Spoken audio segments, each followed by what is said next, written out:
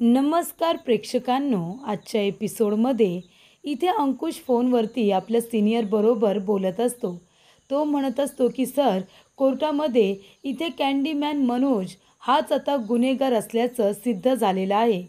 आज त्याला कोर्टामध्ये शिक्षा सुनावली नसली तरीसुद्धा कोर्टामध्ये सिद्ध झाले की आतापर्यंत ज्या मुलींचे खून झालेत ते त्यानेच सगळे घडून आणलेले आहेत.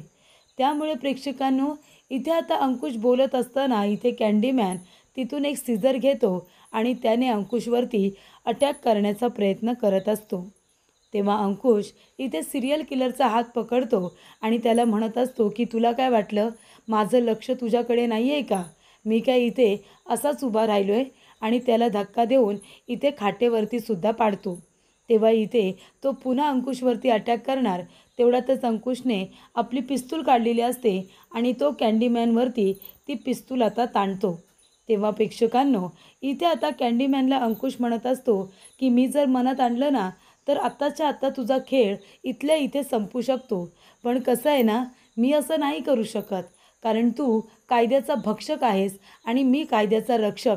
मला इथे कायदा पाळावाच लागतो, नाहीतर एक मिनिटसुद्धा लागणार नाही तुझी अक्कल ठिकाणावरती आणायला. कळलं का तुला? तेव्हा इथे अंकुश म्हणतो, आज अबोलीने तुझी चांगलीच वाट लावली होती. आजच तुझा गेम होता, पण इथे शेवटच्या क्षणाला इथे सगळं काही थांबलं आणि तुला फक्त शिक्षा सुनवायची बाकी राहिली. पण आता उद्या कोर्टामध्ये ती सुद्धा कसर पूर्ण होईल. कळलं तुला कॅन्डीमॅन? असं अंकुश आता मनोजला म्हणत असतो. त्यानंतर प्रेक्षकांनो, इथे अबोलीला हिप्नोटाईज करण्यात आलेलं असतं, त्यामुळे जरा तिची तब्येत बिघडलेली असते. तेव्हा अंकुश म्हणत असतो, अबोली कशी आहेस तू? तुला बरं वाटते का आता? तेव्हा अबोली म्हणते, हो सर, मी आता बरी आहे.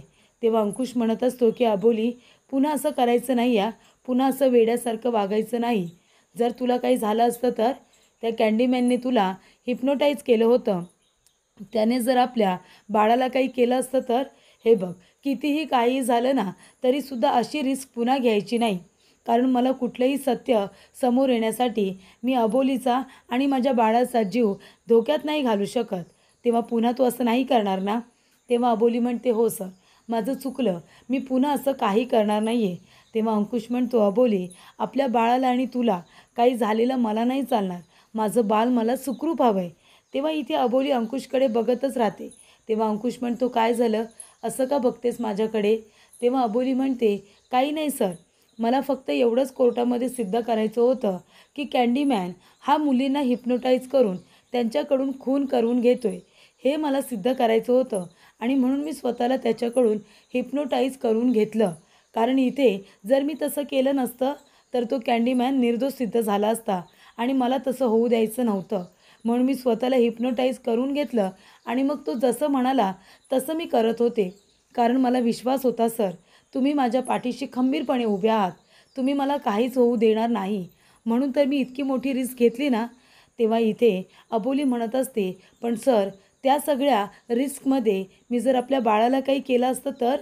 तेव्हा अंकुश म्हणतो, तेच तर मी बोलतोय ना अबोली, म्हणून मी तुला सांगतोय, यापुढे अशी रिस्क घ्यायची नाही. त्यानंतर प्रेक्षकांनो, इथे आता विजया नोट्स तयार करत असते, पण तिचं काही लक्ष लागत नसतं, कारण ज्या पद्धतीने इथे अबोलीने स्मार्टली सगळं हँडल केलेलं असतं, युक्तिवाद असू दे, नाहीतर प्लॅन्स असू दे, स्वतःला हिप्नोटाईज करून घेणं असू दे, या सगळ्या गोष्टी तिने व्यवस्थित तिथे केलेल्या असतात. म्हणजे अगदी मनवा असू दे किंवा विजया, दोघींची सुद्धा बोलती बंद केलेली असते. तेव्हा इथे विजया म्हणत असते, काय करू मी ह्या अबोलीचं? कशा पद्धतीने तिने सगळा डाव इथे रचला आणि त्याचबरोबर या सगळ्या डावमध्ये तिने मनोजला अडकवलं. इथे आता उद्या कोर्टामध्ये ती अबोली काय करणार आहे काही माहिती नाही. उद्या जर मनोजला शिक्षा झाली तर? नाही नाही नाही, असं होता कामा नये. काहीही झालं तरी मनोजला उद्या शिक्षा होता कामा नये. मला त्या अबोलीला हरवायलाच हवं. उद्या काहीही करून मला जिंकलंच पाहिजे, असं विजया म्हणत असते. तेव्हा प्रेक्षकांनो, इथे विजया मनोजला सोडवण्यासाठी खूपच जास्त आदळआपट करत असते. तेव्हा मनवा म्हणत असते, पण विजया मॅडम, एक गोष्ट तुम्हाला विचारू का? खरंच तो कॅन्डीमॅन तुमचा नवरा आहे का? तो साहिल तुमचा मुलगा आहे का? आणि म्हणून तुम्ही त्या दोघांना इथे वाचवण्याचा प्रयत्न करत होता? म्हणजे अबोली बहिणी जे काही बोलते ते सगळं बरोबर आहे. तुमच्या नवऱ्याने हे सगळे खून केलेत. तेव्हा इथे विजया म्हणत असते, नाही मनवा नाही, अगं माझ्या नवऱ्याने हे सगळे खून केलेले नाही आहेत. ती अबोली खोटं बोलते गं. हां, मी मान्य करते की साहिल माझा मुलगा आहे. मी हे पण मान्य करते की मनोज माझा नवरा आहे. पण ते दोघेही गुन्हेगार नव्हते, म्हणून तर मी त्यांच्या बाजूने लढते ना. तेव्हा मनवा म्हणते, पण वहिनीने तर कोर्टामध्ये हे सिद्ध केलं आहे आणि तुमच्या नवऱ्याने सुद्धा सिद्ध केलं आहे की त्याने हे सगळे खून केलेत म्हणून. मग अबोली वहिनी खोटं का बोलेल? आणि ती फाईल जी क्रिशने तुम्हाला दिली होती, ती फाईलसुद्धा अबोली वहिनीने कोर्टामध्ये सादर केली आहे. मग इथे खोटं बोलून अबोली वहिनीला काय मिळणार आहे? तेव्हा इथे विजया म्हणते, अगं तिला मला हरवल्यानंतर आहे ना, तिला खूप जास्त आनंद होतो ना. पर्सनल राग काढते ती माझ्यावरती. माझी आणि तिची क्रॉसिंग आहे ना, म्हणून हरवण्यासाठी ती हे सगळं करत असते. खोटं बोलते गं ती. माझ्या नवऱ्याला आणि माझ्या मुलाला इथे कोर्टामध्ये नको नको ते आरोप करते. खोटं बोलते ती एक नंबरची. तेव्हा इथे विजया म्हणते, पण तू का मला इतके प्रश्न विचारतेस? तुला माझ्यावरती संशय आहे का? तेव्हा मनवा म्हणते, नाही मॅडम असं काही नाही आहे. तेव्हा विजया म्हणते, उद्या कोर्टामध्ये तू बघच मी कशा पद्धतीने त्या अबोलीला मात देते, त्या अबोलीला कशी हरवते ना, ते तू उद्या कोर्टामध्ये बघच. तेव्हा प्रेक्षकांनो, पुन्हा इथे आता कोर्ट भरलेलं असतं.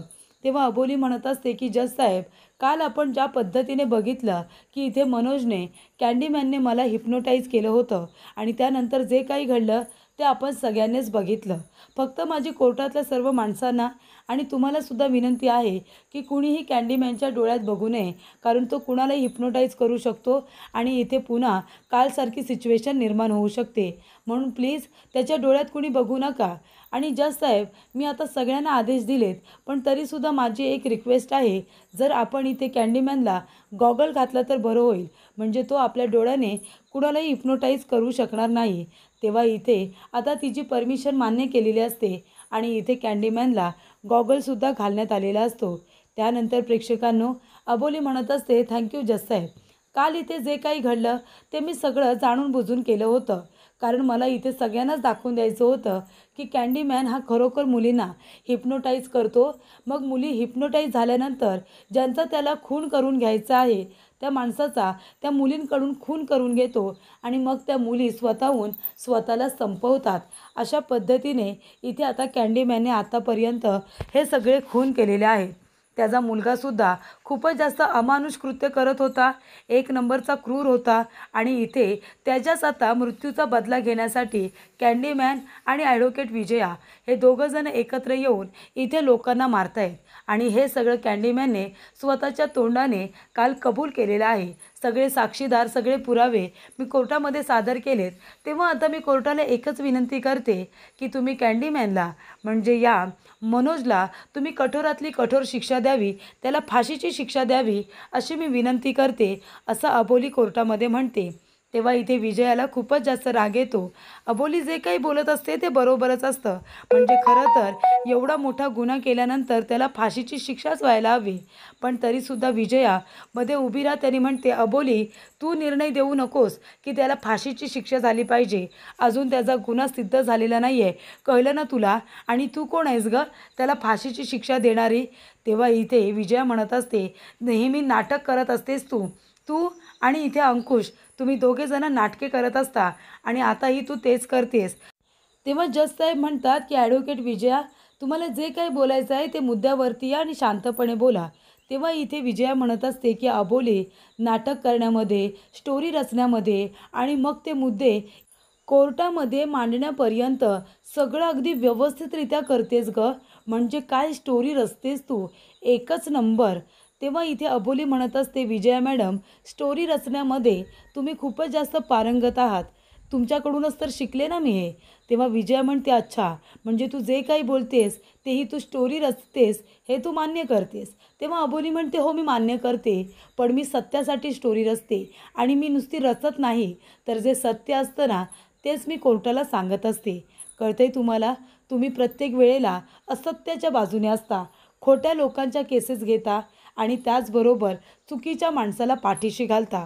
तसं मी करत नाही. माझं जेव्हा चुकीचं असतं तेव्हासुद्धा मी सत्यासाठीच लढत असते आणि जेव्हा मला ते कळतं तेव्हा मी सत्यासाठीच लढते आणि त्या चुका सुधारते. जाणून बुजून मी इथे चुकीच्या माणसांना पाठीशी घालत नाही तुमच्यासारखं. तेव्हा इकडे आता अबोली म्हणत असते, विजया मॅडम, तुमचा मुलगासुद्धा अमानुष कृत्य करत होता आणि तुमचा नवरासुद्धा इथे अमानुष कृत्य करतोय, कळतंय का तुम्हाला? तेव्हा इथे विजया म्हणत असते की तू इथे किती नाटके करतेस ती मला माहिती नाही आहेत असं वाटते का तुला अबोली? तेव्हा इथे दोघींमध्ये पुन्हा इथे भांडण सुरू होतं. तेव्हा प्रेक्षकांनो, इथे आता जज साहेब म्हणत असतात की ऑर्डर ऑर्डर, तुम्ही दोघीजणी जरा शांत व्हा आणि ॲडव्होकेट विजया, तुम्हाला जे काही बोलायचं आहे ते तुम्ही व्यवस्थित बोला. त्यानंतर प्रेक्षकांनो, इथे आता विजय येते आणि अंकुशला म्हणत असते की अंकुश, अरे तुझ्या बायकोच्या पोटातलं बाळ नक्की कुणाचं आहे हे तुला माहिती नाही आहे आणि तू इथे तिची बाजू घेऊन बोलतोयस. तेव्हा इथे अंकुश म्हणतो, विजया, तोंड सांभाळून बोल, कळलं ना तुला? तुला कळत नाही का कुठे काय बोलायचं? हे कोर्ट आहे. तेव्हा प्रेक्षकांनो, इथे आता विजया अचानकपणे अंकुशकडे एकटक बघायला लागते. तेव्हा इथे अंकुशसुद्धा विजयाकडे बघत असतो आणि आपल्या मनामध्ये म्हणत असतो की ही विजया माझ्याकडे अशी काय बघते. त्यानंतरला इथे अबोलीसुद्धा म्हणत असते की ही विजया नक्की करते काय, अंकुश सरांकडे असं का बघते. तेव्हा इथे विजयाने अंकुशची रिव्हॉल्वर घेतलेली असते आणि ती आपल्या डोक्याला ती आता बंदूक लावते. तेव्हा इथे अबोली म्हणत असते, विजया, हे काय करतेस तू? तेव्हा इथे अंकुशसुद्धा तेच म्हणत असतो की विजया, काय झालं आहे, हे काय करतेस तू? तेव्हा इथे विजया आता अजिबात रिॲक्ट करत नसते. तेव्हा मनवा म्हणते, विजया मॅडम, अहो हे काय करताय तुम्ही?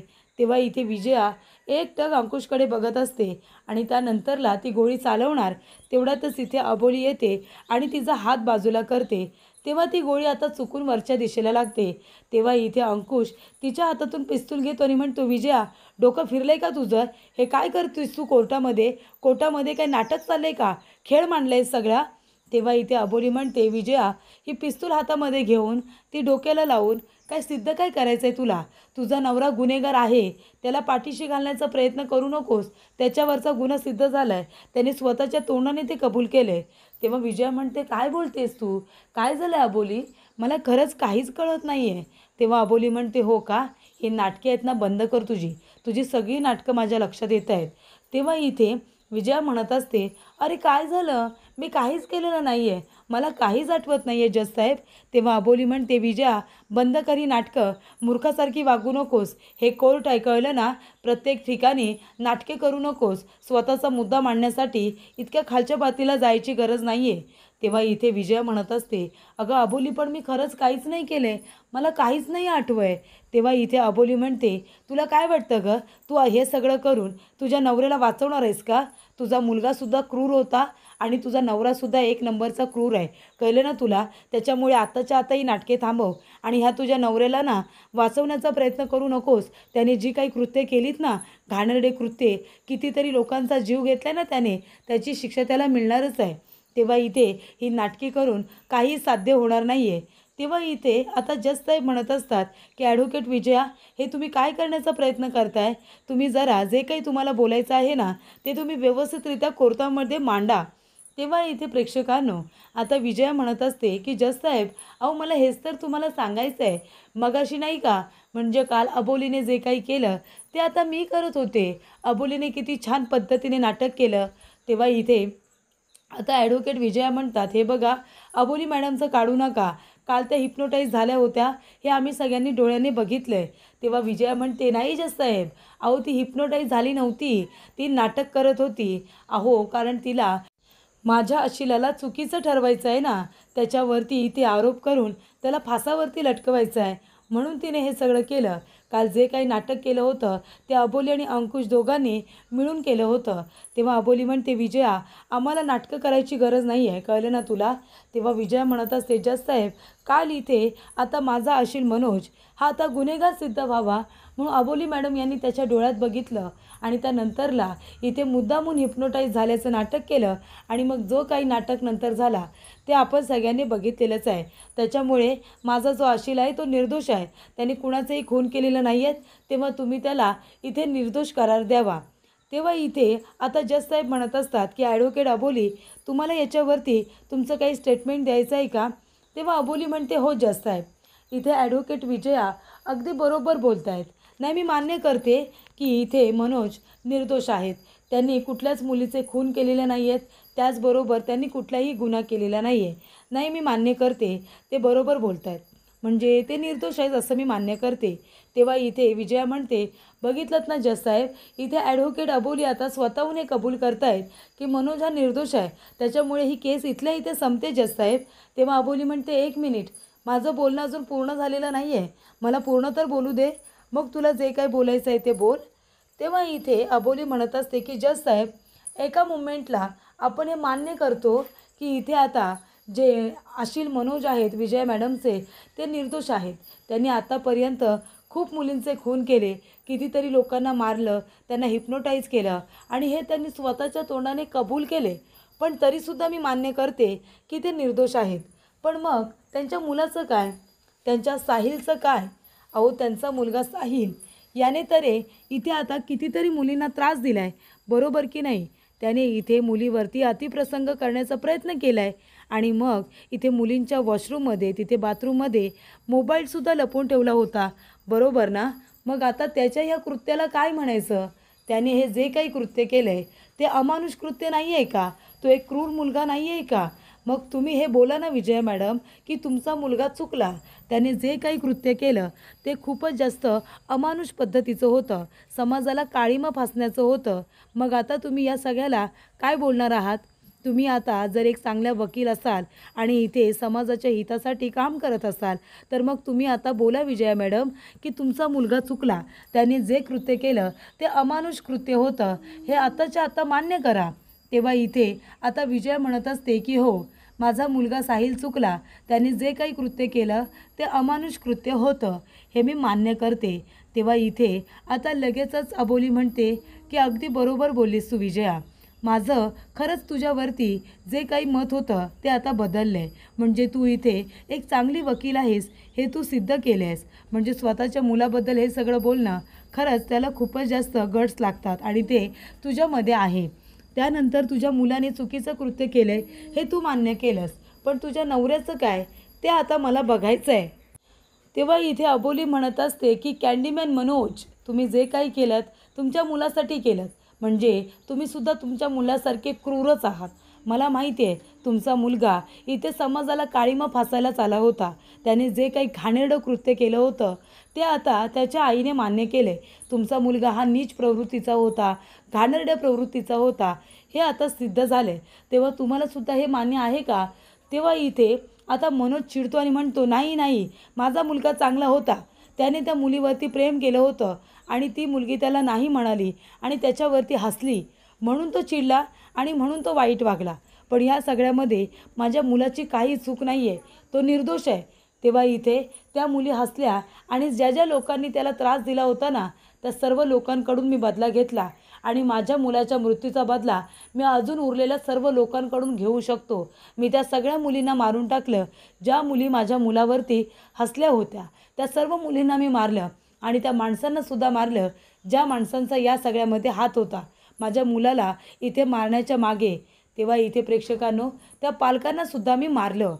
तेव्हा इथे मनोज म्हणत असतो की आणि जर माझ्या मुलाला अजूनही कोणी काही बोललं ना, तर मी त्या माणसांनासुद्धा मारू शकतो. आता इथे फक्त अंकुश आणि अबोली हे दोघेजणच उरलेत. त्या दोघांना मारलं की मग मी मोकळा. मग मला फासावरती जरी लटकवलं ना तरीसुद्धा चालेल. माझ्या मुलाच्या मृत्यूचा बदला घेण्यासाठीच मी हे सगळं केलं.